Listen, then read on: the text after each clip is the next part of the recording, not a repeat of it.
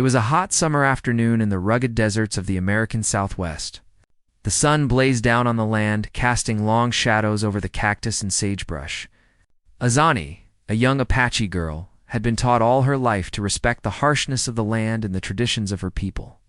She had spent most of her childhood running freely through the wide-open plains, learning how to hunt, fish, and gather herbs from her mother and grandmother. The life of a nomadic Apache was tough, but it had its moments of quiet beauty, especially near the water. On this particular day, Azani decided to visit one of her favorite spots, an isolated stream hidden deep in the valley. The water was cool and clear, a perfect place to escape the heat. She had often gone there to bathe and refresh herself. The gentle current of the stream made the air smell fresh and sweet, and the soft sound of the flowing water always made her feel at peace with the world as Azani made. Her way through the tall grasses and rocks that lined the stream, she hummed a song her mother had taught her. The song was about the earth, the sky, and the spirits of the land, and it always filled her with a sense of belonging. She had no idea that today would be different, that the peace she had always found in this place would be shattered in an instant. When Azani reached the stream, she noticed that no one else was around. The day was quiet, with only the distant calls of birds echoing through the air. She set down her basket and began to remove her clothes, preparing to step into the water. The cool touch of the stream against her skin was always a relief after the scorching heat of the desert sun. She closed her eyes, feeling the water flow over her feet and ankles, her mind drifting into a tranquil state. But then, something broke the peaceful silence. A rustling sound came from behind her, followed by the snap of a twig. Azani's heart skipped a beat and she immediately froze, her body tense with alertness. Her first instinct was to reach for her dagger, which she always kept on her belt. But then she heard a voice that didn't sound like one of her own people. "Hey, I'm sorry. I didn't mean to intrude," the voice called out, sounding flustered. Azani's eyes flew open in shock. She spun around, her heart racing, to see a man standing at the edge of the stream. He was tall, dressed in worn leather clothes, his brown hair tousled by the wind. He had a rugged, sun-kissed look, and his face showed signs of hard work, but there was also something gentle in his eyes. His hand was raised as if trying to show he meant no harm, but Azani's mind was racing with confusion. Azani immediately turned her back to him, wrapping her arms around herself, feeling exposed and vulnerable. She felt a rush of heat flood her cheeks as she stood there in the water, unsure of what to do. She had heard stories of settlers' white men who had crossed into Apache lands, but she had never encountered one face to face. "I didn't see anything," the man stammered. "I swear. I was just passing through." "I didn't mean to. You're a settler," Azani said sharply, her voice low but firm. "You have no right to be here." Her heart was pounding, not just from the sudden appearance of the stranger, but from the fierce sense of protectiveness that rose up inside her. She had grown up with stories of the settlers, of how they had taken land from her people, driven them from their homes, and broken the promises made by their ancestors. The settlers were an enemy to her people, and this man, standing there in her sacred space, was no different. She knew she should feel anger, even hatred, but there was something about the way he spoke, something in his eyes that made her hesitate. The man seemed genuinely concerned. "I'm really sorry. I didn't mean to disrespect you or your land. I didn't know anyone was here. I'll leave, I promise." "I don't want any trouble." Azani's gaze softened slightly, though she still held her ground. It was strange. His voice wasn't like the harsh, demanding tone she'd heard from other settlers. He wasn't demanding anything from her, not like the ones who came to her people's land with their weapons and their power. He was just lost, it seemed. Still, the situation was dangerous. She had to protect her people's way of life, even if he seemed harmless. "You should leave. Now," she said, her voice a little sharper, but her words still carrying the weight of authority. The man didn't move at first. Azani could see that he was trying to figure out what to do. He looked embarrassed, his hands at his sides, unsure of how to fix the situation. After a long, awkward silence, he nodded and slowly began to turn away. "I'll go." "I'll go," he muttered, his footsteps leaving light impressions in the soft earth as he moved away. But just as he was about to disappear from view, Azani heard him call back, "Wait, what's your name?" Azani frowned. She didn't understand why he would ask such a thing. "Why does it matter?" she replied coldly, her heart still racing, her mind still uncertain about how to handle the situation. He paused, seeming to search for the right words. "I don't want to leave here without knowing who I accidentally disturbed." "I feel like I should at least know your name." The question caught her off guard. It wasn't the question itself. It was the sincerity in his voice that made her hesitate. She felt herself momentarily falter. It wasn't that she had to answer him. She knew she didn't. But there was something in his tone that made her want to. In her tribe, names were sacred, and to give her name to a stranger was an unusual thing. Still, there was something different about this encounter, and she wasn't sure why. "Azani," she said quietly, almost as if to herself, her voice barely above a whisper. "Azani," he repeated softly. "That's a beautiful name." Azani didn't know how to respond. She felt a mixture of emotions that she couldn't fully understand. She turned her back to him once again, and this time took a few more steps deeper into the stream. Her feet sank into the coolness of the water, and she was glad to be alone again, but something lingered in the air.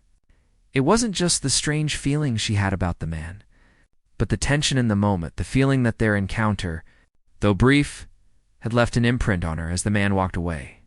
Azani found herself staring after him, the image of his kind eyes still fresh in her mind.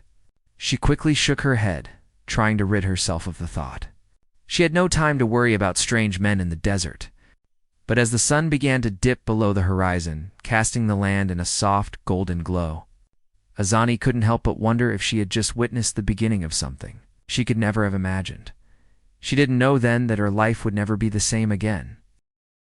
The following days passed slowly for Azani.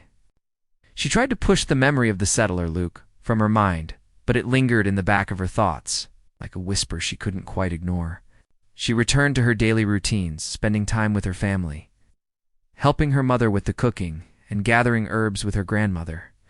Yet something had changed inside her.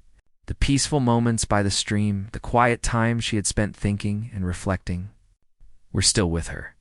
It wasn't just the fact that she had encountered a settler, stranger from a world so different from her own.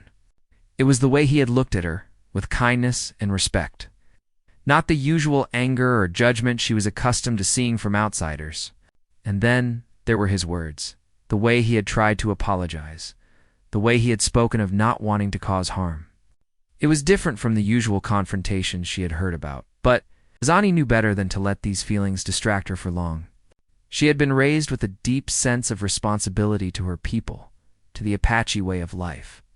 Her elders had always taught her that the bond between her people and the land was sacred. The Apache were proud of their traditions and their history, and anything that threatened those values was to be protected and defended. Even if it meant conflict, the tribe had a strict way of life and everyone knew their place. It wasn't just about following the rules, it was about respect. Respect for the land, respect for the elders, and respect for the customs passed down through generations. Azani had grown up understanding these values, and she had always accepted them without question. Until now, after the meeting by the stream, Azani couldn't help but feel torn. There was something inside her that questioned everything she had been taught. Her tribe had always believed that settlers were the enemy outsiders who sought to destroy everything the Apache held dear. They were invaders, not to be trusted. Yet, when Azani thought of Luke, she couldn't bring herself to view him as an enemy. He was just a man who had stumbled upon her by accident. Was he truly an enemy, or was it the system of hatred between their people that had turned them into enemies? These thoughts weighed heavily on Azani. She found herself seeking advice from her grandmother, the wise elder who had raised her. Her grandmother, a strong and respected member of the tribe, had seen many seasons pass and had lived through countless challenges. She had always guided Azani with her wisdom, teaching her the ways of the Apache and the importance of upholding the tribe's values. One evening, as the sun began to set, painting the sky with brilliant hues of orange and purple, Azani sat with her grandmother by the fire. The flames crackled and danced, casting flickering shadows across their faces. The air was cool now, and the stars were beginning to appear, one by one. like tiny diamonds scattered across the sky. Grandmother Azani began hesitantly, her voice low as she stirred the fire with a stick. "What do you think of the settlers?" Her grandmother glanced at her with a knowing look. "What do you mean, my child?" she asked softly, her eyes sharp, despite her age. "The settlers are strangers to us. They have no place in our world," Azani bit her lip, struggling to find the right words. "I know, but what if? What if not all of them are bad? What if some of them are just lost, like us? What if they don't want to fight?" Her grandmother's expression remained unreadable for a moment, and Azani could feel the weight of the question hanging in the air. Finally, her grandmother sighed deeply, her voice taking on a somber tone. "The settlers come from a world we do not understand. They have their ways, and we have ours. Long ago, we were able to live in peace, but things have changed. The world is not the same as it was when your ancestors walked the land. There are many who come to our lands with their weapons and their greed. They seek to take from us what is ours. They do not respect our ways. So, we must stand strong." Azani nodded, but a part of her still felt uneasy. She knew her grandmother was right, that settlers had brought nothing but trouble to the Apache people. But the memory of Luke, the stranger who had apologized and tried to leave without causing harm, made her question everything over the next few days. Azani tried to push these thoughts aside, but they lingered in her mind like shadows. She spent time with her younger brother, teaching him how to fish in the river, and helped her mother with chores around the camp. But each time she was alone, the thoughts would return. It wasn't just Luke's face she remembered, it was his voice. It's a genuine apology, his words that hadn't been filled with anger. He had seemed kind. It wasn't long before word spread through the tribe about her encounter with the settler. As the days passed, whispers began to surface, and soon the chief of the tribe, Azani's father, called her to speak with him. Her father, a strong and respected leader, had always instilled in her the importance of protecting their way of life. His eyes, though filled with love for his daughter, were hard when it came to matters of the tribe. He knew the dangers that came with being too trusting of outsiders. As Azani sat before him, the weight of his gaze made her feel small, as if all her thoughts and feelings were laid bare for him to see. "Azani," her father began, his voice deep and serious, "I have heard about your encounter with the settler. You know the rules of our people. The settlers have no place here. They do not belong." Azani swallowed hard, her throat tight. "Father, he didn't mean any harm. He was just passing through, and he apologized. He didn't want to cause trouble." "He didn't." Her father raised a hand to silence her, his face hardening. "You must understand, child, the settlers are not like us. They have taken our land, and they will stop at nothing to take more. We cannot afford to be weak, to show them kindness or mercy. It is our duty to protect what remains of our way of life." Azani felt a heavy weight in her chest. She understood the truth of her father's words, but something in her heart told her that the world wasn't as simple as he believed.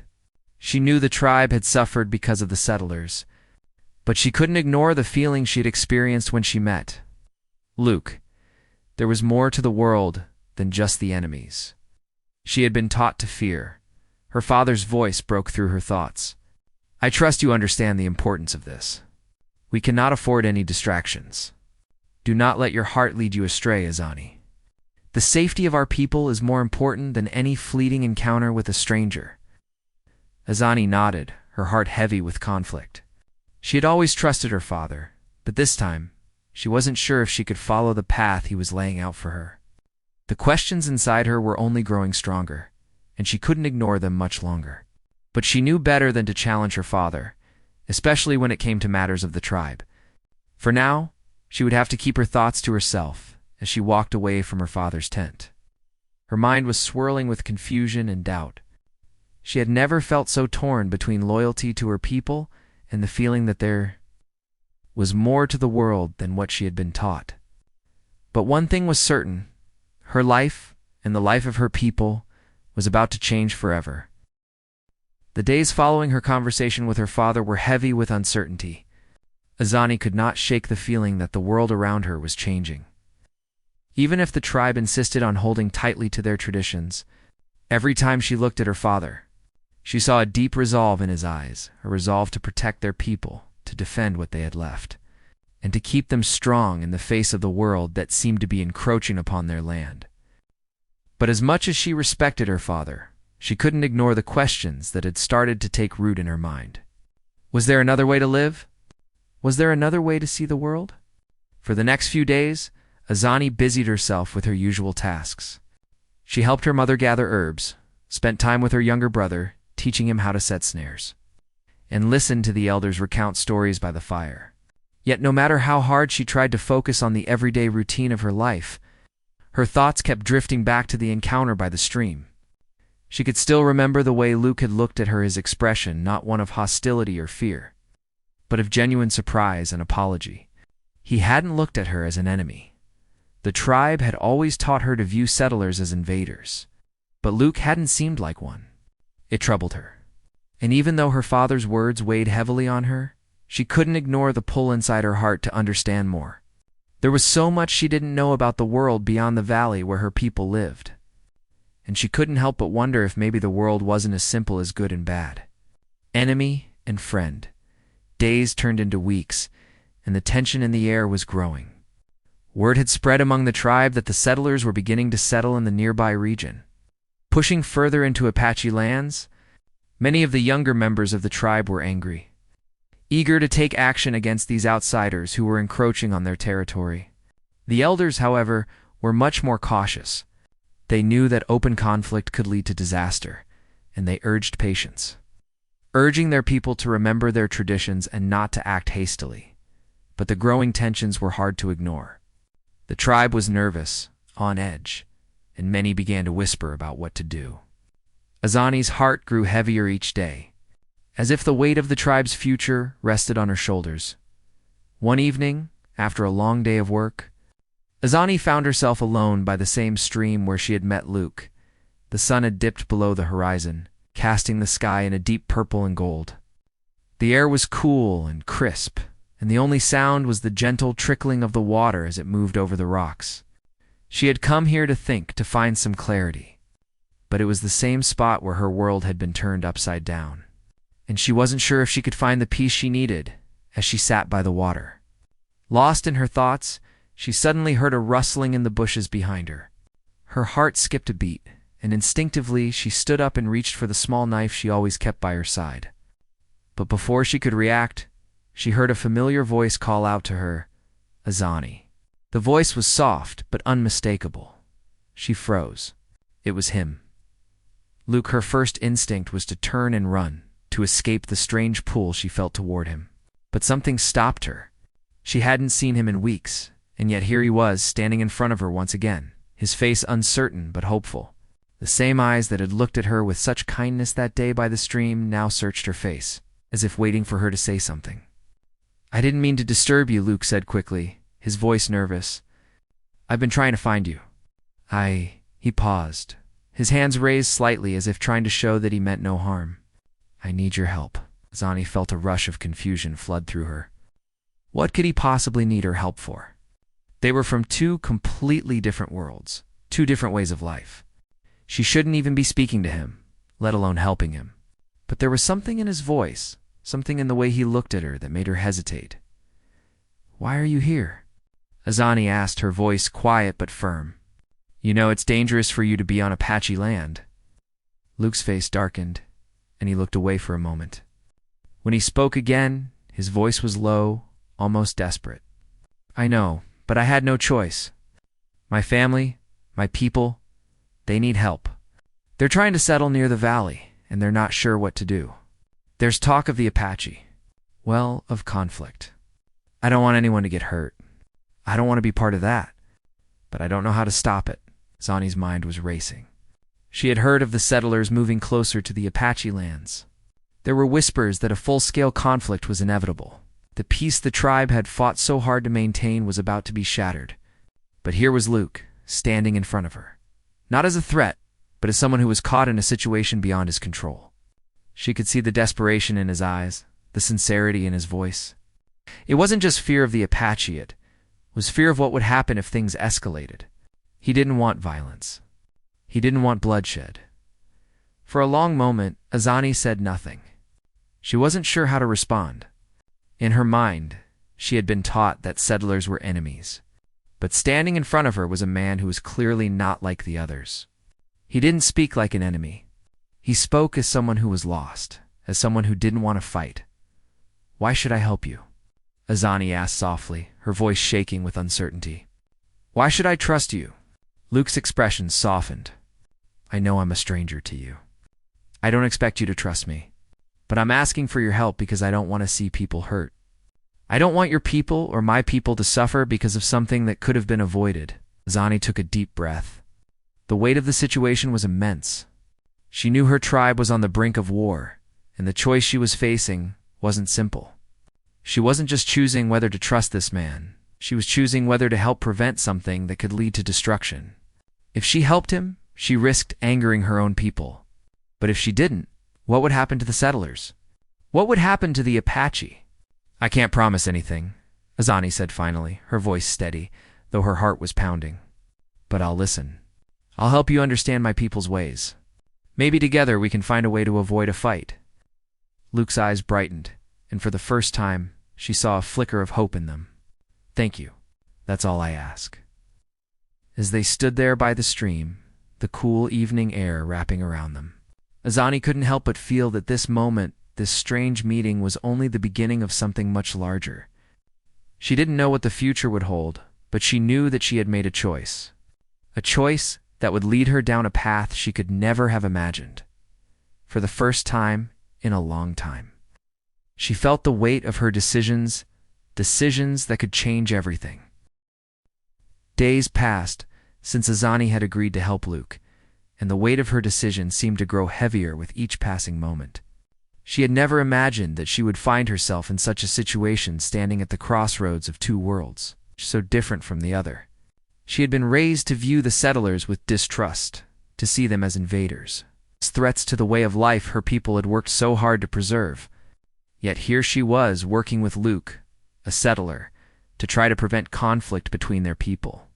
It felt like a betrayal of everything she had been taught, but she couldn't ignore the truth she had seen in his eyes. He wasn't like the other settlers. He wasn't here to take from her people, to destroy their land or their culture. Despite her internal turmoil, Azani kept her promise.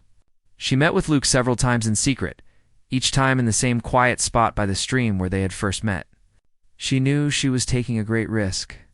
If anyone from her tribe found out that she was meeting with a settler, the consequences could be severe. But her heart told her that she had to try. She couldn't sit idly by and let violence happen if there was a chance to avoid it. Luke seemed equally committed to finding a peaceful solution. Every time they met, he would share what he had learned from the settlers about their plans, their fears, and their growing frustration with the Apache. He told her about his family, how they had come to the land seeking a better life, but how tensions were growing with the Apache as they pushed further into their territory.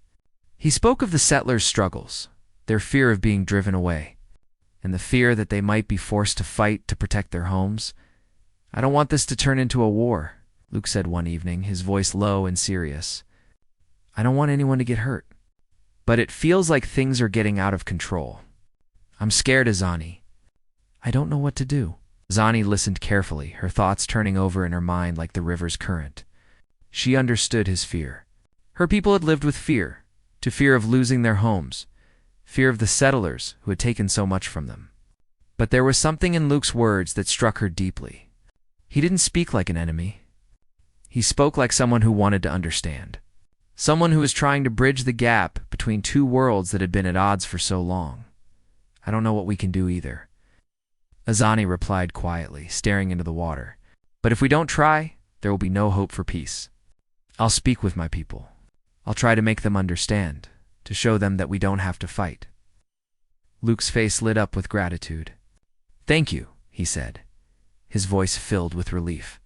"I'll do whatever I can to help. I just don't want anyone to get hurt." Azani nodded, though doubt still lingered in her heart. Could she really make a difference? Could she change her people's minds? The Apache were a proud people, and they had been wronged by the settlers for years. They had lost so much land, freedom, and even lives. How could she, a young woman, hope to change their deeply held beliefs about the settlers? How could she stand in front of the tribe and convince them that peace was possible? But she had to try. For the sake of both her people and Luke, she had to try. The next few days were filled with preparation. Azani knew that the moment she spoke to her tribe's leaders, the elders, and her father, there would be no turning back. She would either convince them to seek peace, or she would find herself standing against everything she had ever known. It wasn't just her future on the line. It was the future of both the Apache and the settlers. If she failed, there could be war, and that would mean bloodshed, more lives lost. That evening, she sat with her grandmother once again by the fire. The soft glow of the flames flickered in her eyes as she gathered her thoughts. Her grandmother had always been her guide, her teacher, and her protector. Azani knew that this conversation would be difficult, but it was one she had to have. Grandmother Azani began, her voice shaking slightly. "I need to speak to you about something important." Her grandmother, who had always been sharp and wise, looked up from the fire with a knowing gaze. "What is it, my child?" she asked softly. Azani hesitated for a moment, unsure of how to begin. "It's about the settlers," she said, her voice barely above a whisper. "About the ones who are settling near our lands." Her grandmother's face hardened. "The settlers. What about them?" "I've been speaking with one of them," Azani said, looking her grandmother in the eyes. "His name is Luke. He doesn't want to fight. He wants to find a way to live without causing harm to our people. He doesn't believe that violence is the answer." Her grandmother's eyes narrowed. "You've been speaking to one of them? Why? Why would you waste your time with such a person?" Azani's heart pounded in her chest, but she didn't back down. "He's not like the others. He's not here to steal our land or destroy our way of life. He wants peace. He wants to understand our people. He wants to stop the fighting before it begins." Her grandmother looked at her for a long moment, her expression unreadable. Finally, she sighed, a deep, weary sigh. "I understand your heart, child. But peace is a fragile thing. It is not something easily found when the world around you is full of hate and fear. You must be careful, Azani. The settlers may not be as innocent as you think." "I know," Azani said softly, "but I have to try. I have to do something. If we don't, there will be more bloodshed, and I don't want that." Her grandmother studied her closely for a long moment before nodding. "Then you must speak to the elders. You must convince them that peace is worth fighting for. But be prepared, my child. Not all of them will listen. Not all of them will agree." The weight of her grandmother's words settled heavily on Azani's shoulders. She knew that the path she was choosing was dangerous. But she couldn't ignore the voice in her heart that told her it was the right thing to do. The next day, Azani went to the elders. She stood before them with a strength she didn't know she had. Her father was there too, his face stern and watchful, as always. She spoke with conviction, her voice steady and clear as she explained everything she had learned from Luke. She told them about the fear on both sides, the desperation of the settlers, and the growing tension that threatened to erupt into violence at first. The elders listened in silence, their expressions unreadable. But Azani could feel their eyes on her, their judgment weighing heavily on her. When she finished, there was a long, tense silence. Her father was the first to speak. "You speak of peace, Azani," he said slowly, his voice filled with a mixture of pride and concern. "But peace does not come easily. The settlers have taken our land. They have taken everything from us. Why should we trust them now?" Azani's heart raced, but she stood tall. "Not all settlers are the same. Some of them want peace. We can't judge them all by the actions of a few. If we don't try to find common ground, we will destroy ourselves." Her father's gaze hardened, but there was something in his eyes, something she had never seen before. It was uncertainty. He didn't know what the right answer was either. The elders spoke among themselves in hushed tones. And for the first time, Azani felt a small glimmer of hope. Maybe, just maybe, she could make them see what she had come to believe, that there was a way to avoid the war they were all heading toward. But she knew it wouldn't be easy, and even if she succeeded, the road ahead would be long and uncertain. The days that followed Azani's meeting with the elders were filled with tension. She had taken the first step, speaking out for peace, but she knew that the hardest part was still ahead. The tribe's leaders had listened to her, but they hadn't given her a clear answer. Some were silent, pondering the possibility of peace with the settlers. Others were less hopeful, their faces hard with years of conflict and distrust. Her father, too, had been quiet, but Azani could see the conflict in his eyes. He loved his people, and he had fought for their survival his entire life. How could he accept peace with those who had caused so much pain? For days, Azani felt like a storm was brewing. The tension in the air was thick, and the tribe seemed divided. Some of the younger warriors, fired up by the idea of protecting their land, began to speak openly about fighting the settlers. They were ready to take action to defend what they believed was theirs. The elders, on the other hand, spoke of caution, reminding everyone that violence could lead to more suffering. Azani could see both sides of the argument. She understood the pain of losing their land, their way of life, but she also understood the fear of the settlers' people who didn't know the full extent of the Apache struggle. She didn't believe that all settlers were enemies, but her people had suffered so much. It was hard for them to see things differently. One evening, as Azani sat by the fire, her grandmother came to sit beside her. The old woman's face was full of wisdom and love, but also concern.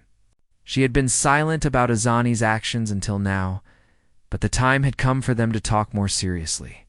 Her grandmother placed a gentle hand on Azani's shoulder, her touch warm but firm. "Azani, I see the path you've chosen," she said quietly, her voice low. "You are trying to change something that has been with our people for generations, but change is not easy. You cannot undo the past, and you cannot make everyone see things the way you do." Azani nodded, her heart heavy. She had thought of little else for the past few weeks: how to make her people see the possibility of peace, how to make them understand that not every settler was an enemy, that there was a chance for something different. But it felt like she was fighting against a current that was too strong to change. "I know," Grandmother Azani said softly, her voice trembling. "But I have to try. I can't sit by and watch our people destroy themselves because of the past. I don't want to see us become trapped in this cycle of hate. I don't know if I can convince everyone, but I can't give up." Her grandmother studied her for a long moment, then sighed. "You have always been strong, child, and your heart is full of good intentions. But be careful. There are many who will not understand. There are many who will see your efforts as a betrayal." Azani's eyes filled with tears, and she turned her face away, staring into the fire. "I don't want to betray anyone. I just want to help." Her grandmother's hand tightened on her shoulder. "I know, but sometimes helping means making hard choices, Azani. Sometimes helping means standing alone. You must be ready for that." The words were difficult to hear, but Azani knew they were true. She had already stood alone many times in her life, but this felt different. This felt like a battle for the future, for something greater than just herself. And in that moment, she realized her grandmother was right. The path she had chosen would not be easy. It might even cost her everything she held dear. The next day, word came that a large group of settlers were nearing the Apache lands, and that their intentions were unclear. Some of the settlers had heard rumors about Apache attacks and were preparing for a confrontation. The tension that had been building for weeks suddenly became too much to ignore. Azani's heart raced as she heard the news. This was the moment she had feared, a moment when everything could spiral out of control. She immediately went to Luke, knowing that time was running out. She found him at the edge of the settlement where the settlers had gathered. His face was grim, but when he saw her, a small flicker of relief crossed his features. "I knew you'd come," Luke said quietly, his voice filled with both hope and dread. "I've been trying to reach out to my people, to warn them, but they don't listen. They're afraid. They think the Apache are planning an attack." Azani's heart sank. She had known that the fear and distrust between the two sides would lead to this moment, but now that it was happening, she wasn't sure how to stop it. "We need to stop them," Azani said urgently. "The Apache are ready for a fight." "I don't know how much time we have," Luke nodded, his face filled with determination. "I've been trying to convince them that we don't need to fight, but I can't do it alone. We need to speak to both sides before it's too late." Azani felt a surge of frustration. She knew they had to act fast, but convincing both sides to listen seemed impossible. How could she, a young Apache girl, convince her people to trust a settler, a stranger from another world? How could Luke convince the settlers to stop seeing the Apache as their enemy? "We have to make them see reason," Azani said, her voice shaking with determination. "We have to show them that fighting won't solve anything." Together, Azani and Luke began to speak to their people. Azani spoke to her tribe's leaders and the young warriors, telling them that peace was possible if they were willing to try. She explained that the settlers were not all the same, that some of them, like Luke, wanted peace. She reminded them that her people had always been strong, that they didn't need to prove their strength through violence. Her words were met with resistance, but she didn't give up. She spoke from her heart, urging them to listen, to trust her judgment. Meanwhile, Luke went to the settlers. He spoke with the leaders and the families, telling them that they didn't need to resort to violence. He told them that the Apache were not the enemy, that the real enemy was fear and misunderstanding. Luke's words, though met with skepticism, began to plant seeds of doubt in their hearts. Slowly, people began to listen. But time was running out. Tensions were so high that it would only take a small spark to ignite a war. On the day the two sides met, the air was thick with tension. The Apache stood on one side, their eyes filled with distrust, while the settlers stood on the other, their hands resting on their weapons. The two groups faced each other in silence, the weight of the moment heavy on everyone's shoulders. Azani stood beside Luke, her heart pounding. She had done everything she could to bring them to this point. Now, it was up to them to decide their future. Azani stepped forward, her voice trembling but strong. "We are not enemies," she said, her words cutting through the silence. "We are two peoples, each with our own struggles. But we must learn to live together, or we will both be destroyed." Luke spoke next, his voice calm but filled with urgency. "We have to stop the fighting. We have to find a way to live without fear of each other. If we don't, we'll lose everything." For a long moment, no one spoke. Then, slowly, one by one, the settlers lowered their weapons. The Apache hesitated, but after a few tense moments, they did the same. It wasn't the end of the struggle, but it was a beginning. A beginning of trust, of understanding, of peace. Azani and Luke had done what seemed impossible. They had brought two worlds together, not with force, but with hope. And though the future was uncertain, they both knew that this was a moment that could change everything. As Azani looked at Luke, she realized that she had made the right choice. She had chosen peace, not because it was easy, but because it was the only way forward. And in that moment, she knew that the future, though uncertain, was hers to shape.